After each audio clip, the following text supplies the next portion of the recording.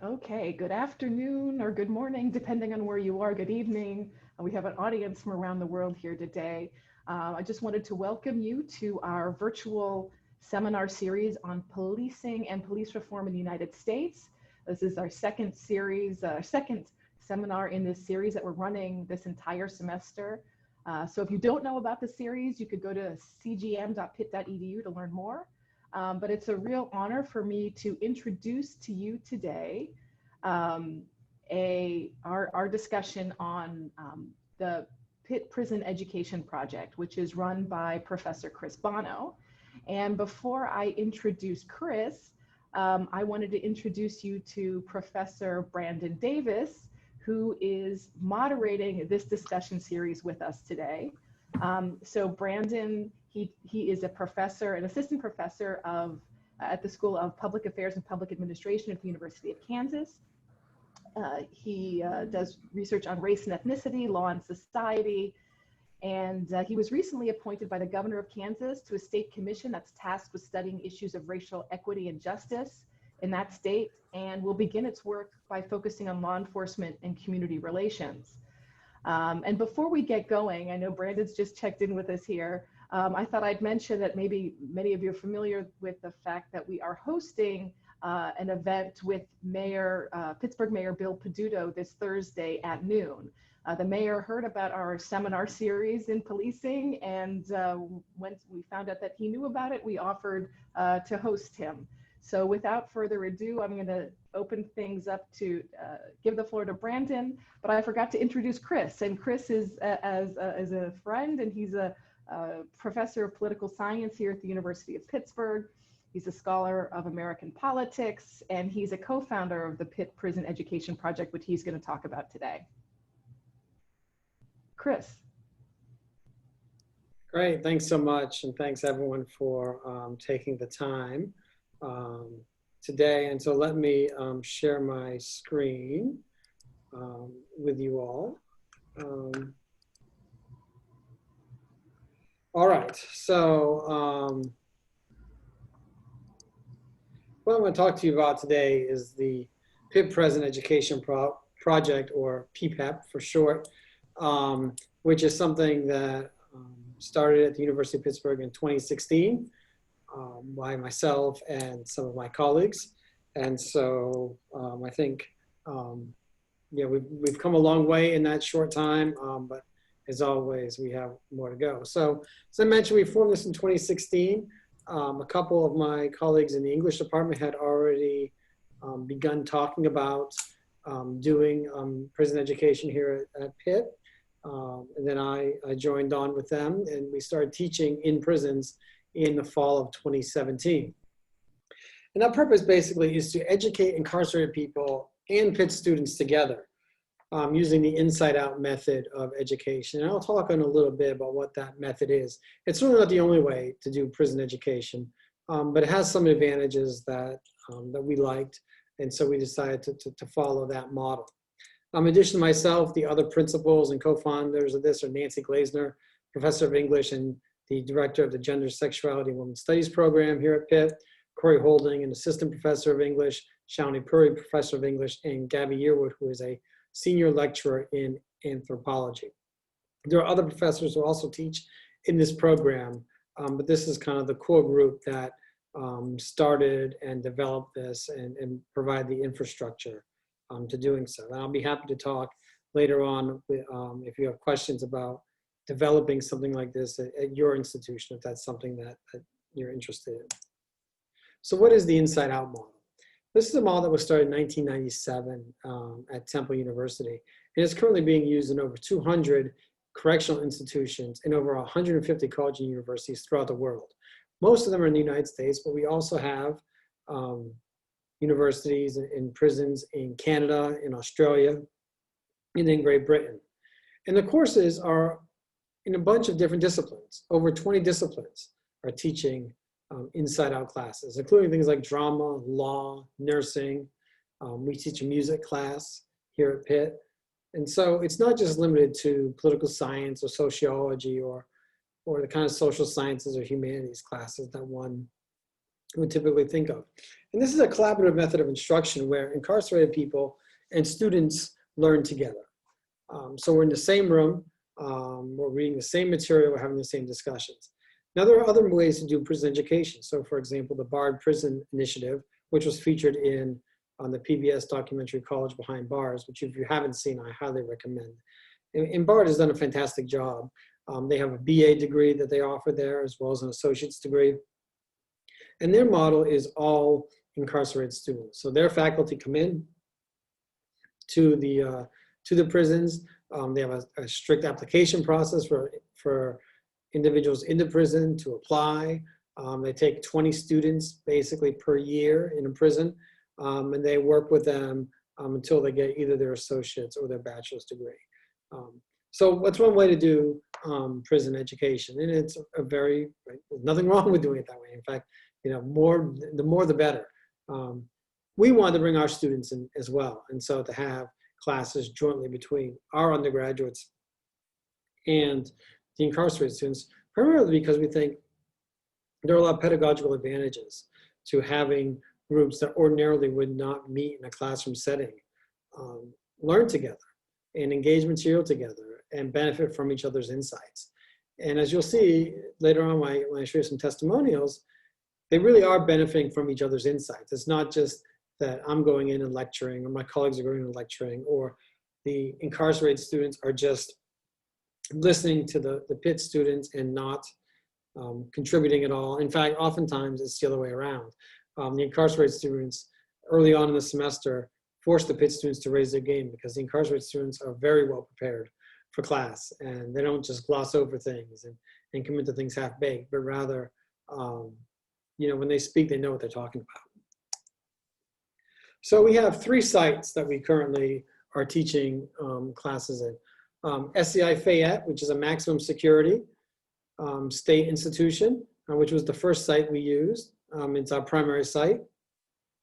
It's about 50 miles south of campus, and there are about 2,000 men incarcerated there. All of these are male prisons. We're not opposed, obviously, to doing this in a women's prison. And in fact, there are a lot of universities that do that. The problem for us is there are only 2 women's prisons in Pennsylvania. The closest one is an hour and 45 minutes away. And so it's just not feasible. As it is, we're driving an hour plus to get to our sites once a week. So SCI Somerset, which is a maximum security prison, 73 miles southeast of campus, about 2,300 people incarcerated there. It's close to the Flight 93 Memorial Site, so to give you some kind of lay of the land geographically. And then we have SCI Laurel Highlands, which is about 3 miles away from SCI Somerset. It is a minimum security prison. It's the site of a former state hospital, and they converted it into a minimum security prison. About 900 people incarcerated there. For those of you who follow sports, over Jerry Sandusky is currently incarcerated there, as is Pete DuPont, the former Olympic wrestling benefactor. So, and there was some rumors Bill Cosby was going to be there as well, but he currently is not there. He's currently in SCI Phoenix, but he may end up going there. That population tends to be a lot older, and again, it's minimum security. So here's kind of what they look like. On the left is SCI Fayette. And you can see basically it's 2 prisons in one that are separated by a common core. So you have 2 areas of blocks, separated by a central building running through the middle. And then you also have 2 yards, So they can keep the prison completely segregated, one half from the other. In fact, in our classes, oftentimes guys meet each other in class because they're on complete opposite sides of the prison. And because they're on opposite sides of the prison, what that means is they can't, they don't see each other, And so here you see the divide if you follow my cursor. And we have our class in the education building, which is actually right in here. And the education building is a school, just like they have a principal, they have teachers, they have adult basic education, GED classes, in addition to vocational classes. So it's pretty much set up like a city within, like it's its own self-contained city. Over here we have Somerset, and you can see the design, right, is strikingly similar, despite the fact that these prisons were constructed about 10 years apart. And so the main entrance is up here, where you go through security and everything. You would then walk down. Education building is right here. You can see it's surrounded by cell blocks on all sides. This is where you, this is the SHU, the segregated housing unit. And then again, 2 yards, right, that are divided. So the prison really is really 2 prisons in one. And so you can have a lockdown in one part, not the other part. We had times in class where half the guys couldn't make it because their block or their half of the prison was on lockdown, but the other half wasn't. And so you kind of get a sense of what these things look like. So our classes are composed of 16 Pitt students and 16 incarcerated students. And they meet 1 day a week. And the reason they meet 1 day a week is for 2 reasons. One, the transportation there and back. Asking people to drive an hour each way more than once a week is very difficult with scheduling. And also with the prison scheduling, they have blocks of time that are available. And they're generally available in about 3-hour blocks. And so it makes things easier for scheduling on their end. In the room is just the instructors and the students. We don't have any COs in the room. We don't have any other kind of administrators in the room. It's just us. At SCI Fayette, they're a little more, how to say, overly cautious. So they give all of us a little like panic thing where you can hit the panic button if something were to go wrong. There's cameras everywhere, so they can always see what's going on. But anyway, it makes them feel better. It goes off about once a class because someone forgets it or puts it, forgets to put it in the pocket, whatever. Somerset didn't have that at all. It was just us. And you would occasionally see correctional officers doing their rounds, walking outside the room, but they're not inside the room at all. And a sample of some of the courses we offer currently, we have mass incarceration, which is a course I teach out of the political science department, imagining social justice, which is an English lit course, writing for the public, which is an English comp course, black masculinity, which is an anthro course. And then, as I mentioned, we have a music course that was taught last year for the first time, global hip hop, which was a big hit with the guys, because prison bands are a thing. And so you have a lot of people who have musical talent in the prisons. And so, in fact, at Fayette, there were 3 different prison bands. And so there was a lot of interest in that global hip hop class. So what do we provide, right? So we write grants, we raise private funds, and we've gotten support from the university. So we provide transportation for the Pitt students, either to or from prison. We either all take a bus or we carpool. So in the English department, they like to use the buses and they all travel together. I don't like the buses. And so my students all carpool and then I just reimburse the drivers. It's not only cheaper, but I think it's more humane. There's nothing worse than teaching a 2.5-hour class and being exhausted, and then riding a school bus, over an hour back. We give college credit for the incarcerated individuals. So everyone who takes our classes gets college credit. We've had guys who take multiple classes. Some of them have about a semester of courses that they've been able to earn while they've been incarcerated. We also give them transcripts.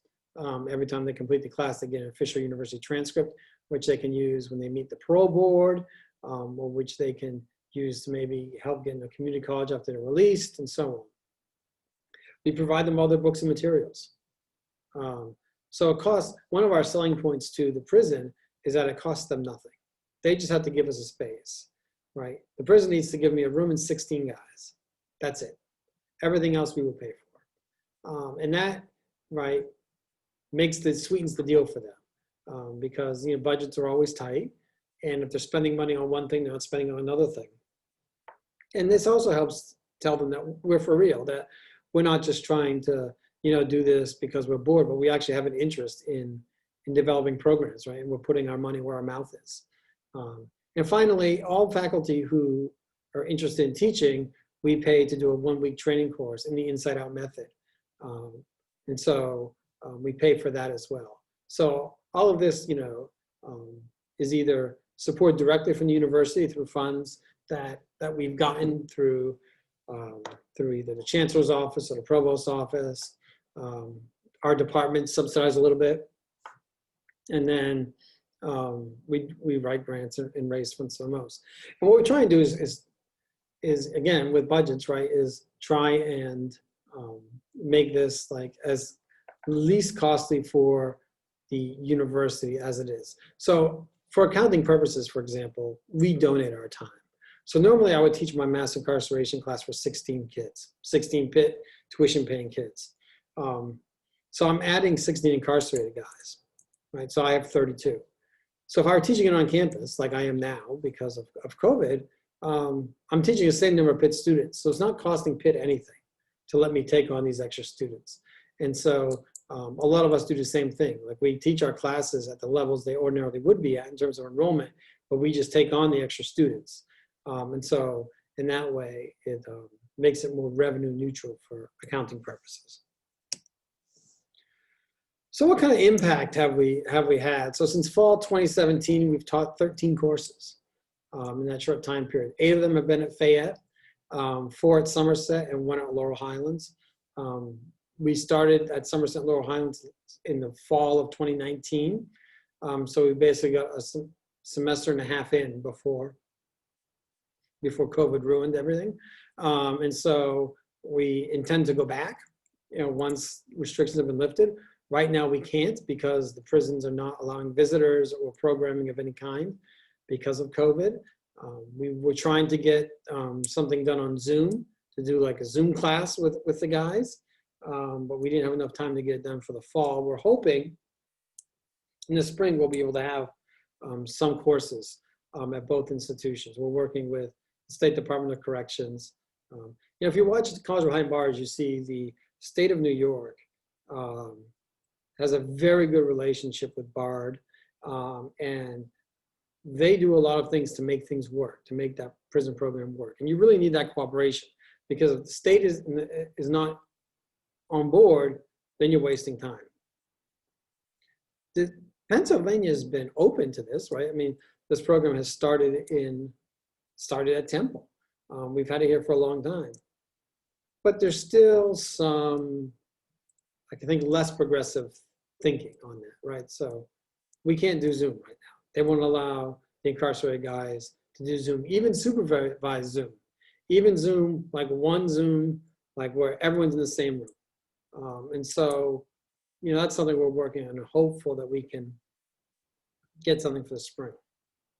We have over 175 incarcerated students that have taken at least one course.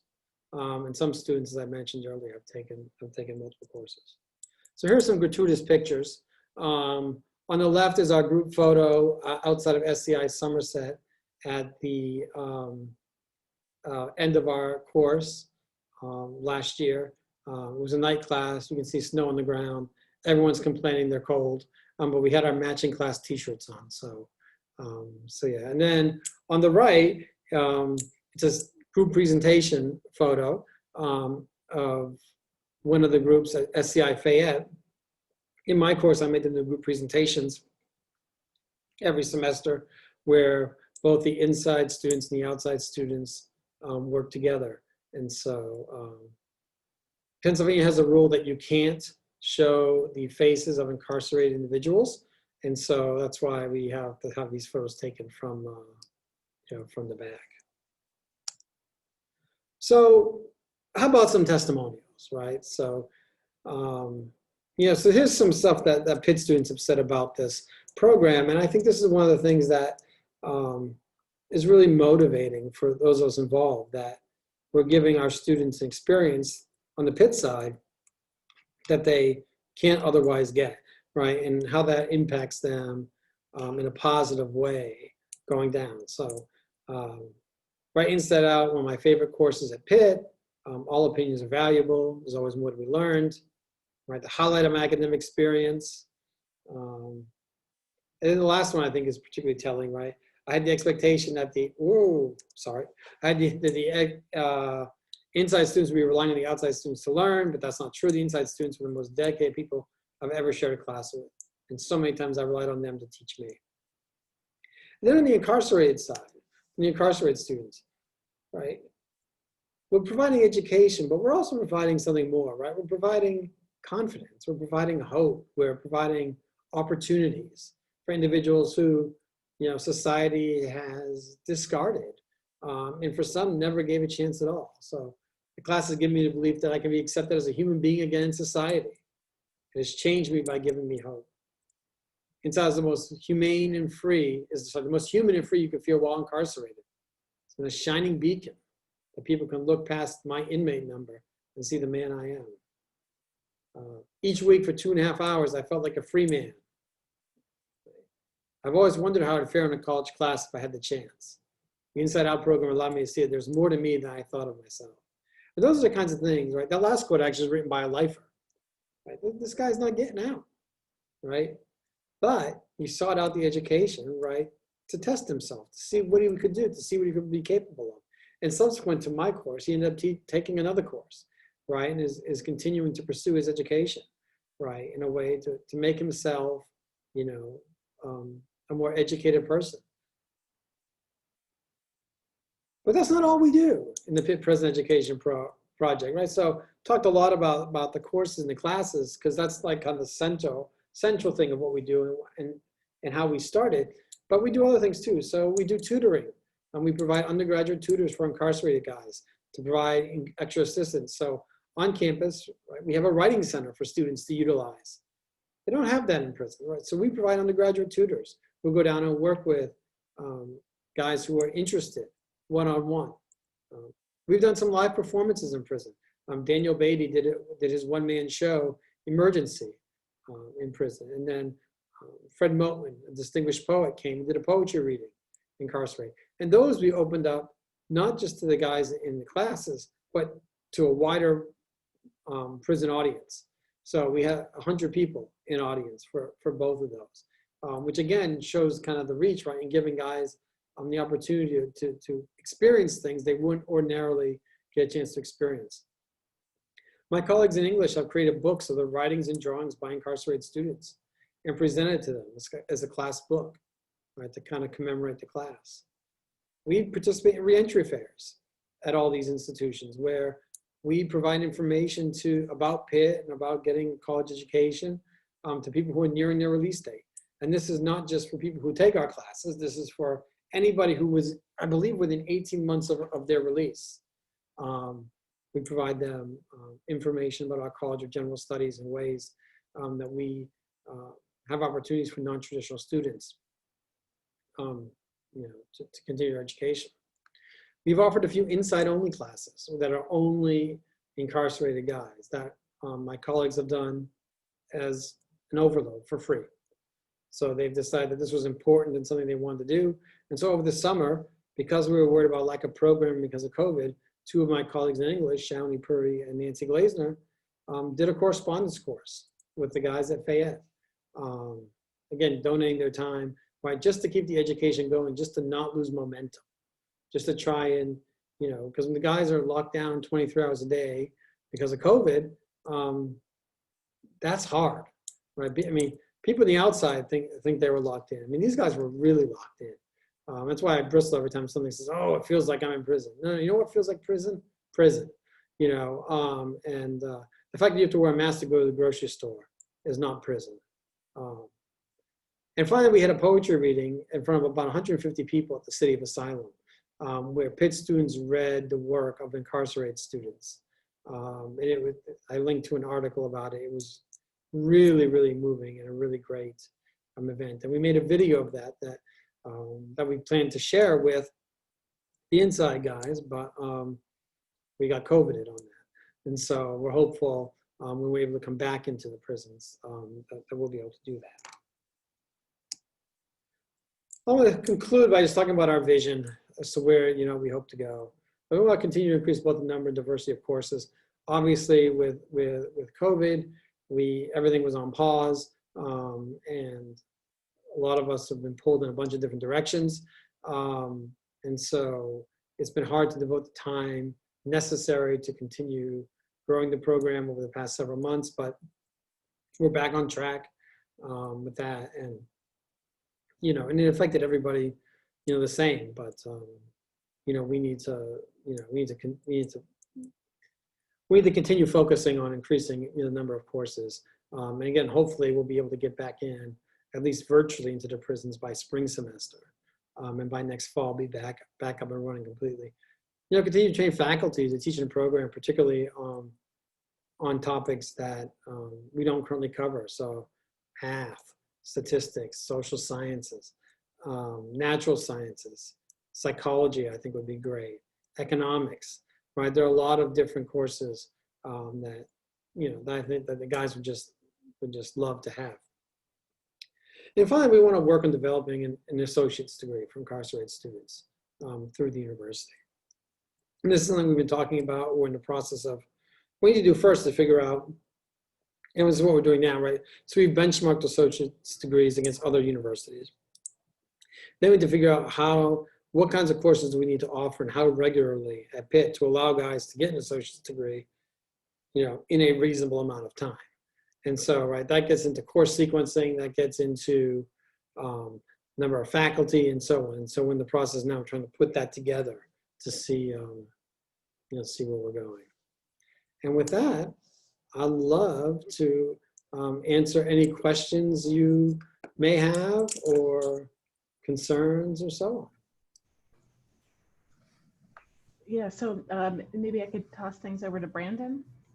Yeah, thanks, Chris. I mean, I think this is like not only an academic program, right? This is like a humanitarian program, because I think a lot of times when people go to prison, they do get forgotten about. We forget that there's so many people in prisons because those prisons are put out in the middle of nowhere, and they're not in our everyday sight. So people leave and they're just gone from our vision and understanding, and I think it's very important that, to reach out, and recidivism is also a very important part. And so I guess my question, I guess, being that you're like a state and local guy, what are some of the barriers to these individuals getting jobs because of those collateral consequences that come with felony convictions, specifically in Pennsylvania? Because I know in some states, if you get a felony, you can't be a barber, you can't do hair, you can't be a nail tech, and the like. Yeah, the invisible punishment aspect of this, right, where your punishment extends well beyond your release date, right, is huge. So of the guys who have gotten released that I know, right, that have taken classes with me that I know are out there, one's a disabled vet, right, so he's on disability, and I actually hear from him on Facebook occasionally, and he's doing well. He's staying out of trouble. Here's a guy, right, he served in Iraq. He got in a bar fight and cracked a bottle over someone's head. No one died, right? But it was aggravated assault, and he got 9 years. Come on, right? And so I know one of the guys I had that released HVAC. He owns his own HVAC company now in the Philadelphia area, so he's able to do that. But the opportunities are not a lot. Interestingly, I've had a couple of attorneys in class who have been obviously disbarred. What are they going to be able to do when they go out? I don't know.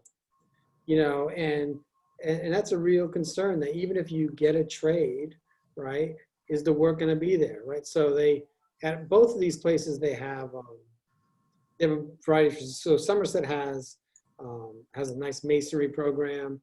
The carpentry program at Fayette's really good. They both have flagger force, right, which is the guys who are out there telling you to stop or go slow or whatever else, and controlling traffic, right? That's a popular trade, and I guess they hire relatively well. When I'm at the reentry fairs, so we were there. I've seen like community colleges there. I've seen there've been some rehab places there for guys who have substance abuse. There have been construction companies there, right? There have been electricians there, right? So there have been a lot of the trades, right? Which is what you'd expect. And I think, what we're trying to provide, right, is another path, right? More opportunities, if possible, for these guys, particularly those who have never done college and don't think they can. And look, to be fair, some of them can't, but some of my Pitt students can't either. But there are a lot of them who, I can remember one of my best students, my first time I taught the class, I said to him, I said, did you have some college or whatever before you went down? He's like, dude, I dropped down to 6th grade. Right. This dude could have come to Pitt campus, easily got 3.5. Easily. You know, and so that kind of breakdown, right? It's right. There's a lot of really smart people in there that, and so we're trying to, I think, help, right? Try and provide them with something that they haven't had a chance before. Are you when you're, I guess you have to like do a lot of development to be able to be able to have the resources to do this. Is it a is it a selling point, a sticking point that if you can give these individuals training and relatively hope that there's a smaller likelihood of recidivism, and how much that could ease state budgets if we're not having people rotating back in simply because they can't get a job? Yeah, I mean, the data on that is clear, right? So if you look at like the Bard Prison Initiative, right, their recidivism rate is something like 4% or 6% of people who have completed that program. And so if you look at the recidivism of people who've just taken any classes, right, it is like 3/4 of what it is without that. So there's no question that the money, that this improves outcomes on the other side.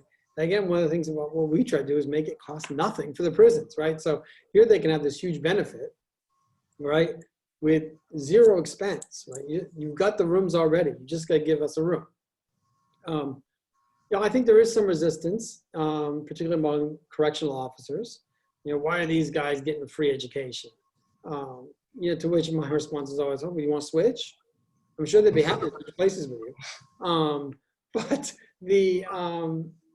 I think that's there's the old guy who thinks that we should be locking them up and throwing away the key, but there's a new crop, I think, who are much more open to it. And they realize that, when guys have hope, when guys have something to look forward to, when they know that one misconduct can get them thrown out of the class or get them transferred everywhere else, they're gonna be better, right? They're gonna behave better, right? Because these guys want this, because this is something that means something to them. And so, prisons should be embracing this, right, as a way to incentivize good behavior.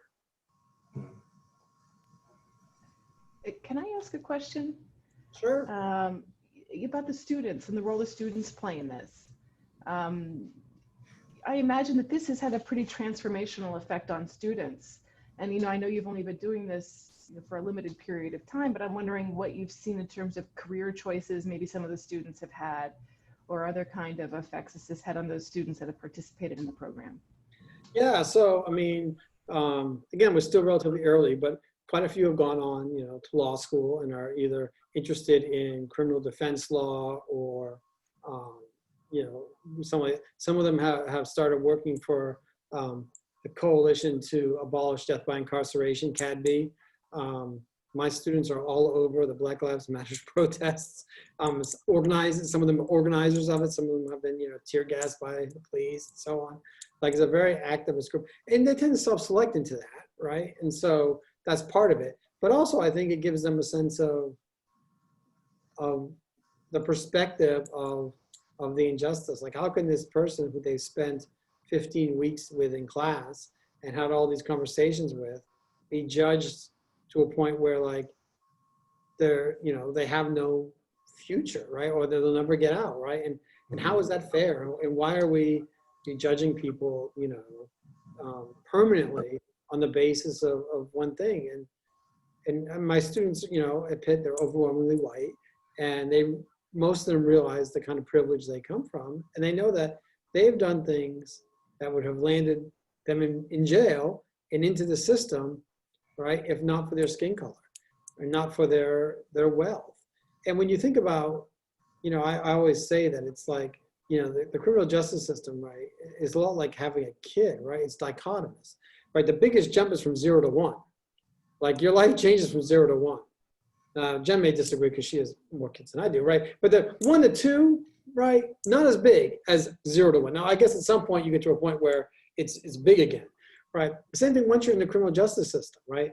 That jump, whether you've been arrested once or twice, or 2 or 3 times, less important than if it's ever or not ever. Because once you're in that system, but those kinds of things can follow you.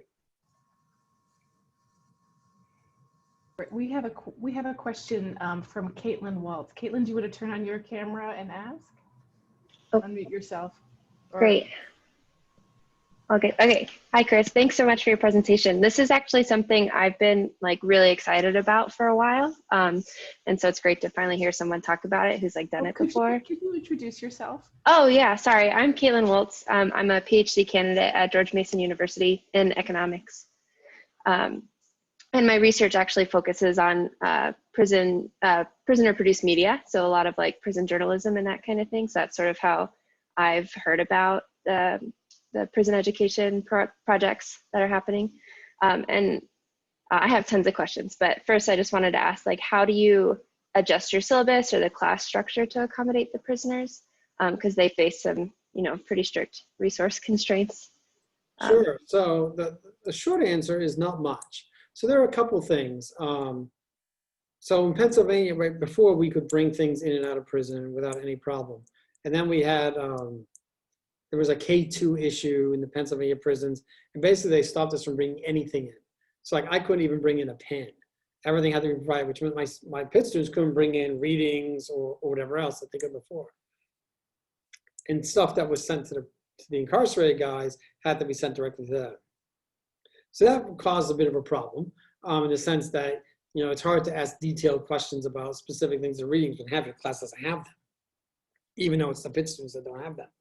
But otherwise, I didn't, in terms of the requirements, or like the class I'm teaching right now, which was supposed to be taught, inside a prison, the syllabus is like 90–95% the same. I eliminated the group project this year because we're all virtual, so COVID, it just didn't make a lot of sense. And part of the great thing about the group project was the inside students and outside students working together. I generally don't like group projects. Undergrads hate them.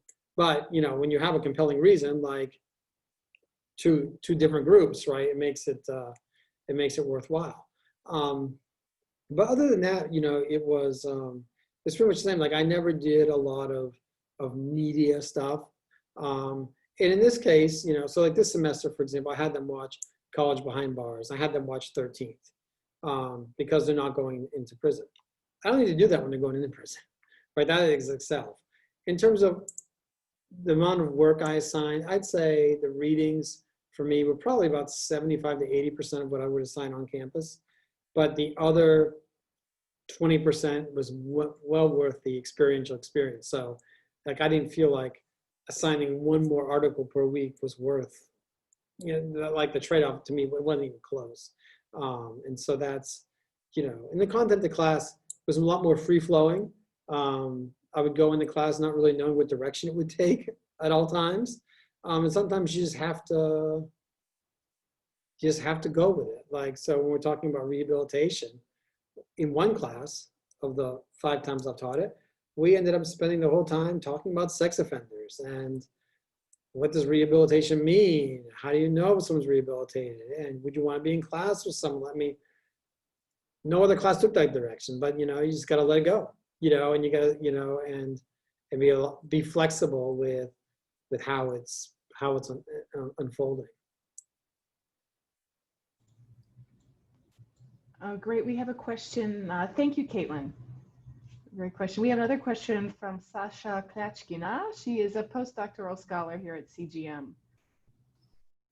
Yeah, thank you so much for the presentation. And I posted the question, but apologies if I missed parts of this. But I feel like there's been a few programs similar to this pop up around the country.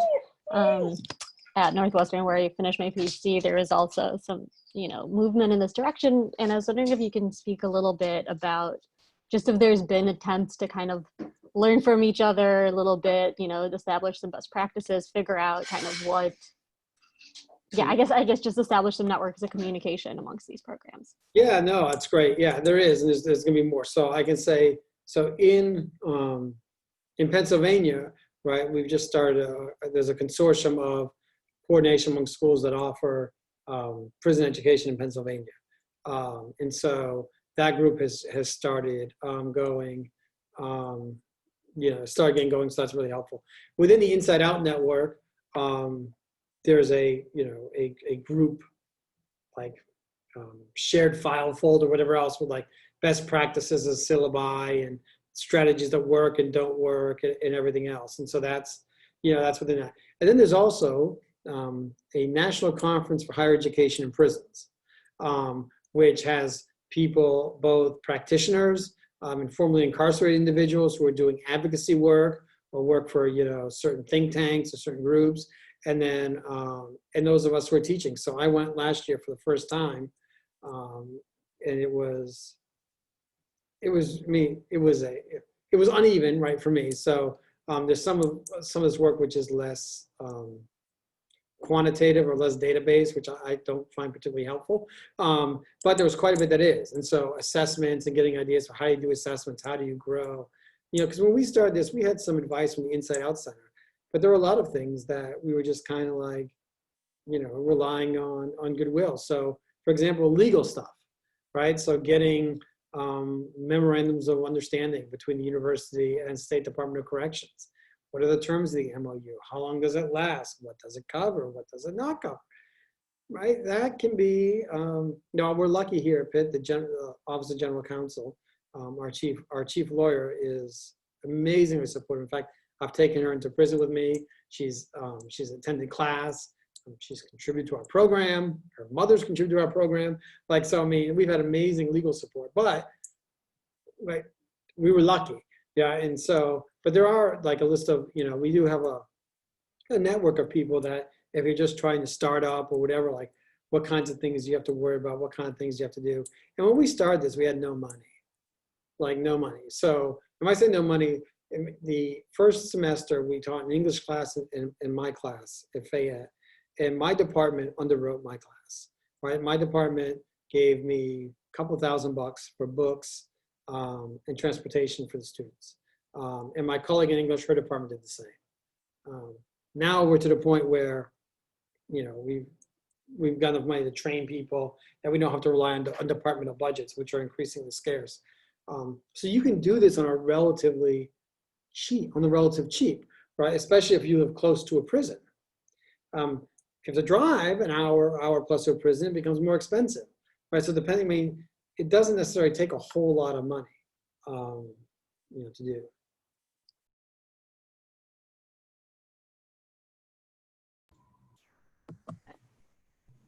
Oh, somebody had a follow-up? Oh, Caitlin. I'm not totally sure what the norms are on Zoom yet, even though it's been so long. We have no norms. We're just okay. making them. So great.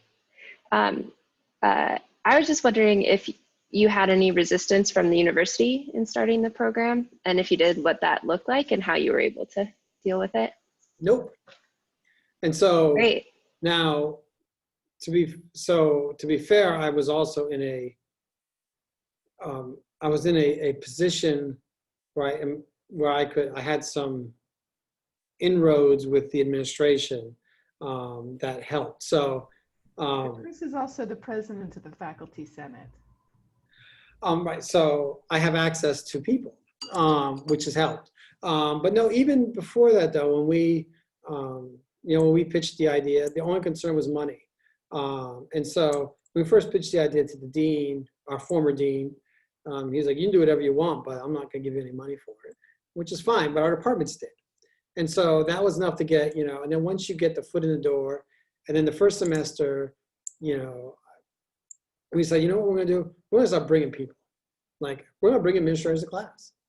And let's see, right? So in my class, I've had the provost, I've had the dean, I've had department chairs, I've had the dean of students, I've had legal counsel, I haven't had the chancellor yet. He backed out on me last time, but I will get him. And once you get people in there, so how do we end up getting credits for the students? Well, took the provost to the closing ceremony where everyone did their group presentations. And on the drive back, she said, and she was a new provost at the time, which was helpful. So she was getting to know Pitt and everything. And she said, so do we give credit to these students? I said, no. She said, well, why not? I said, well, you tell me. 6 weeks later, we had it in place. And then we were able to make the credits retroactive. So that's luck, right? In the sense that, you know, it was right place, right time, right person, and so on. But, you know, we've been very, we've had a lot of support from the administration. Obviously, we could always use more, right? And by support on that, I mean money. But it's, but it has not been, there has not been resistance. Great. Do we have any other questions? I have another question. Oh, sorry. You go ahead. Go ahead. Go ahead. No, Okay. you're a guest. Okay. I didn't want to hog all the question time. I was just curious if participating in the classes has helped any of the prisoners with their like parole chances, sort of showing that they're rehabilitated. Yeah, so I mean, one never knows. I do know I've written letters to people. I know people have gotten it, you know. Parole is such a, you know, black box, one note. It certainly doesn't hurt in that sense.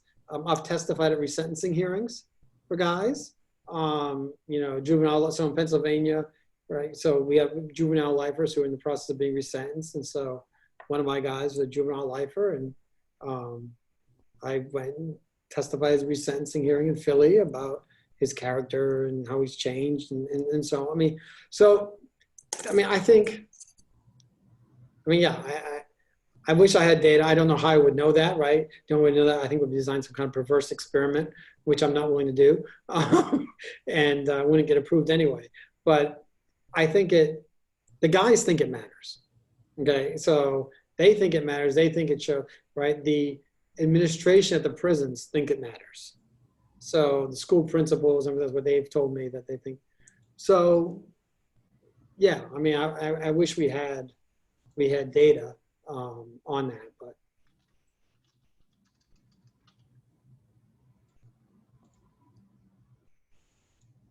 So Brandon, I know you had something.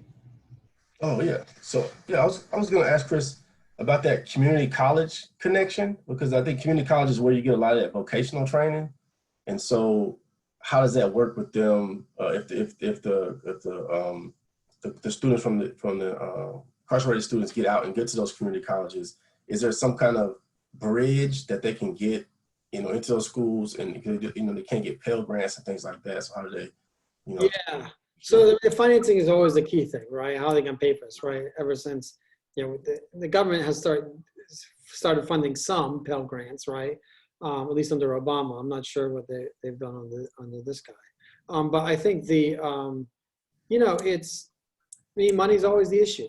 And so I'm not sure what kind of financial aid or financial aid packages they offer. I know at Pitt they'd be, you know, competitive to, you know, whatever we do. I'm not sure how that, you know, at Pitt now we have a Pell Match program where if you're Pell eligible, we'll match the Pell Grant. So if you get $6,000 in Pell, we'll give you $6,000. So if they were Pell eligible, right, they would certainly qualify for that. But it's but money and financing is always, you know, and that's one of the things we talked about with, you know, should we pursue an associate's degree internally, or should we like work with a local community college to do it? And in the end, we thought that the benefit of the Pitt cachet, right, was worth us doing it. And plus, you know, we would staff it then, and we would have control of the content, and we would, you know, be able to, you know, to really affect the curriculum, and you know, and it would be a signal to, you know, to employers and others. Great. So thank you. I don't think we have any more questions unless I missed someone. So I just want to thank you, Professor Bonneau, for the excellent presentation. And it's really inspiring to see the work that you and so many of our colleagues and students are doing here. It's really unfortunate that, you know, COVID is unfortunate for so many reasons, and this is yet another one. but Yeah. really grateful for you taking your time. And I know you're the busiest man on campus, I must say. He runs the faculty senate. He's been really responsible for so many of the responses to the COVID crisis here. Sarah's very proud of Chris for doing this. Yeah, Sarah went to graduate school with me. So Sarah and I go see. back a long time. Yeah, I'm not turning my camera on because I'm not camera ready. You know, I didn't spend my $70,000 on my hair today. But I got all choked up reading those testimonials. I just think it's just so amazing what you're doing. And I have a prison in my city. Like, I need to do this, right? So I don't know. I guess I was going to ask you where to start, but it sounds like you started with the university, huh? Well, yeah. Well, first I found the prison. So first we found the prison. So actually, the start was a little bit less. You touched base with the prison before you approached. Yeah, yeah. So Duquesne was doing. So we had prison. We had a state correctional facility in Pittsburgh, and so Duquesne was doing a program there. And so we got in touch with them, and we're going to do it at SCI Pittsburgh, which is on the north side of the city. And we talked to them. Duquesne was going to do some classes. We were going to do some classes. It'll be perfect. That was in the fall, the winter. So we met with them, I guess, December in 2016. End of January 2017, they decided to close SCI Pittsburgh. So we had already had our classes now scheduled and everything else to find new prisons. So I cold called every prison within an hour drive, which sadly there were 4 of them. Fayette called me back the next day. I was like, yeah, we're interested. Then 2 days later, I drove down there and we had a deal. And so then once we had the deal there, then we went to Pitt and was like, all right, we've got this relationship. How can we make this happen? And so, because even if the university gave, like the go ahead, if we didn't have a relationship with the prison, so we didn't like finalize anything, we didn't sign anything. We said, look, here's what we're trying to do. Are you willing to partner with us? Once the prison said, yeah, we'd be able to do this, then we went, to the university, because then it shows that it's real. And like, look, all you've got to do is come up with a damn legal document.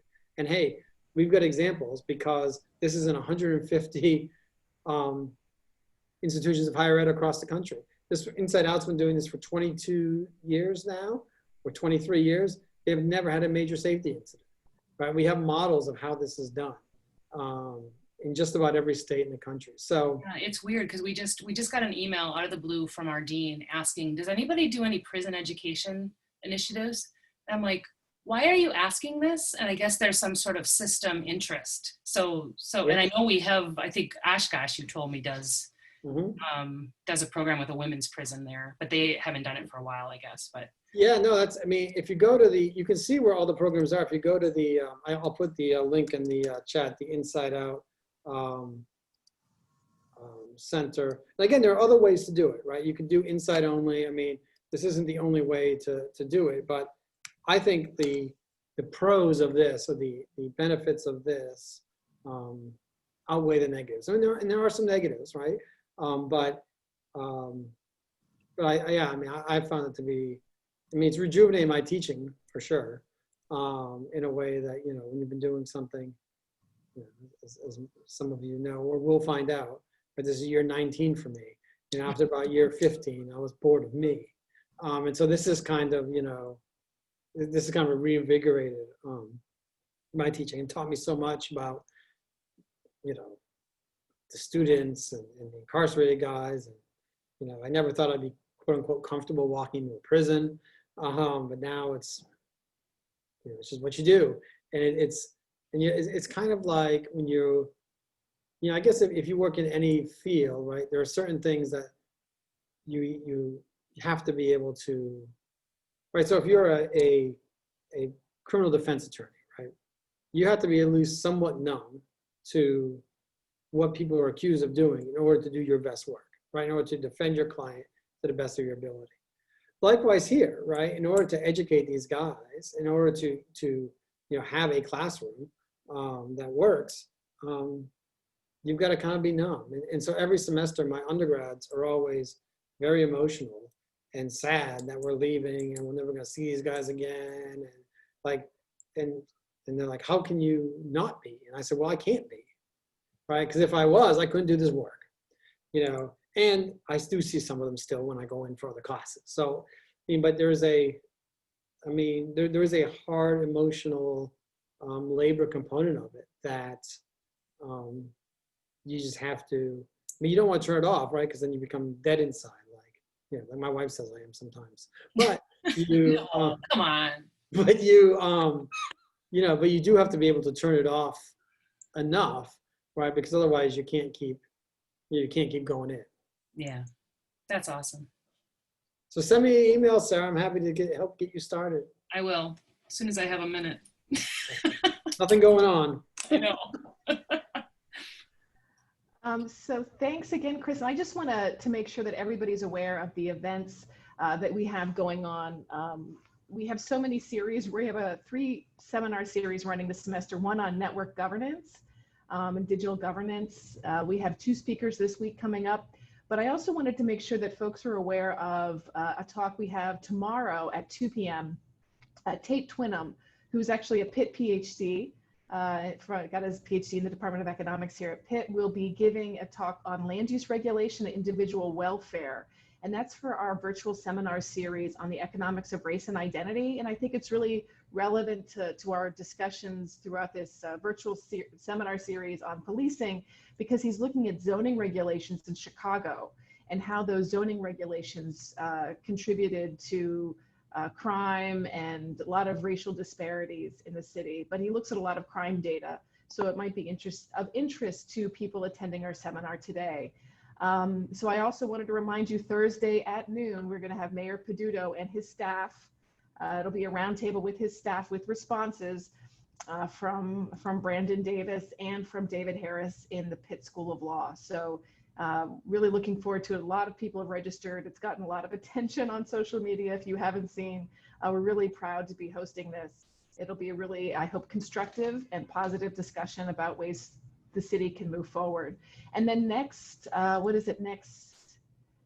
Tuesday at 2 p.m., Joe Sauce, who is a professor at the University of Minnesota in the Humphrey School, will be giving a talk on, giving a book talk on his recent book, Preying on the Poor, Criminal Justice as Revenue Racket. He wrote that book with Joshua Page. Joe Sauce was my professor in grad school, taught me qualitative methods a long time ago. So we're really excited to welcome him here next week. So we have a lot of things coming. If you have comments, suggestions for Chris, you can find his contact information on our website. If you have any ideas or suggestions or feedback for us, we're always excited to hear it. Ideas for things that we can do in the future, other speakers that we should be welcoming, let us know.